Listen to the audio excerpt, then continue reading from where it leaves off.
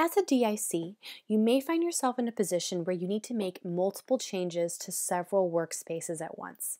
Instead of having to go to each workspace to make these changes and spend a lot of time, as a DSC and site administrator, you can use our batch update feature.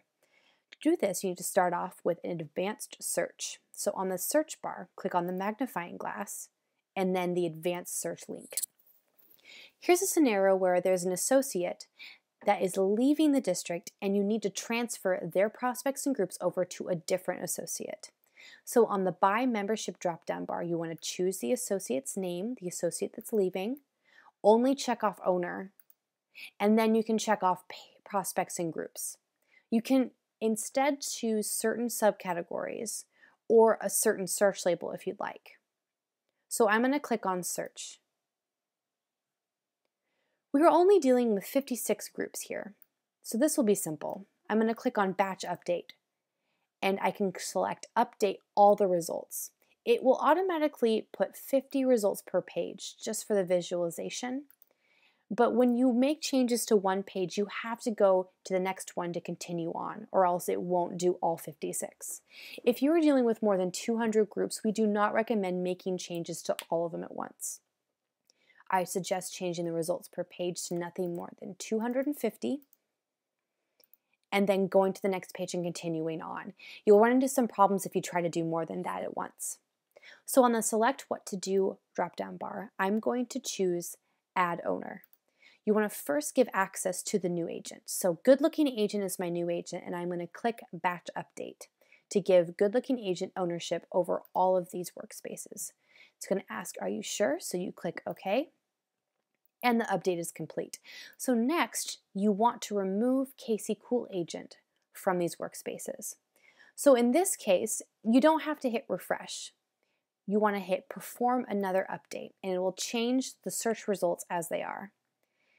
And then I can click select what to do and then remove access and choose Casey's name because they're on their way out. I can click batch update and click OK. And everything is complete. Another situation you might find yourself in is needing to change either the subcategory or the sales funnel status of multiple workspaces. So what I'm going to do is I am going to hit refresh here just to clear off this page. And on the right hand side, I'm going to just choose all.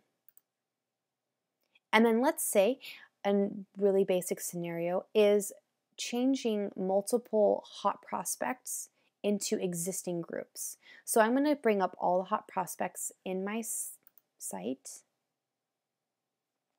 And let's say there's only a few that I need to choose. I don't want to change all 50. So I'm going to hit batch update. So these are the hot prospects that maybe I forgot to change them earlier, or maybe an associate forgot, and I need to move them all into another subcategory.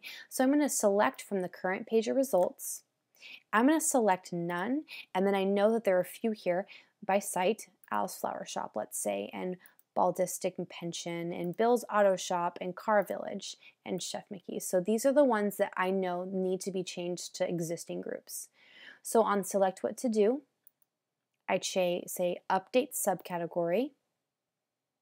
I unselect Hot, and I select Existing instead. And I click Batch Update. It'll ask if I'm sure, tell me how many I'm changing. I click OK, and that's complete. You can do the same exact thing with your sales funnel. You just choose Update Search Labels. It's all about what you choose on the right-hand side to bring up to change. Another scenario would be if an associate mistakenly imports and changes the settings so that everything is public. Everything is automatically private on the site. If something's public, it's usually because someone accidentally changed a setting.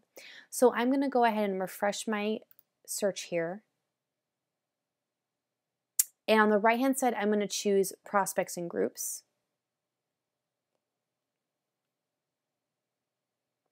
And then click search. So I'm just going to look at everything at once and click batch update, update all the results, and say select what to do. Make private. So this is how you can just make sure everything is private. It's a good idea to do this routinely just to make sure everything's cleaned up. So I click batch update. It's going to do all 102 and click OK. So it just made sure all these pages were private and no one else can see it except for the assigned associate. So that's how you use the batch update. If you ever need to make other changes, check this drop-down bar and see everything you can do because there are a lot of possibilities.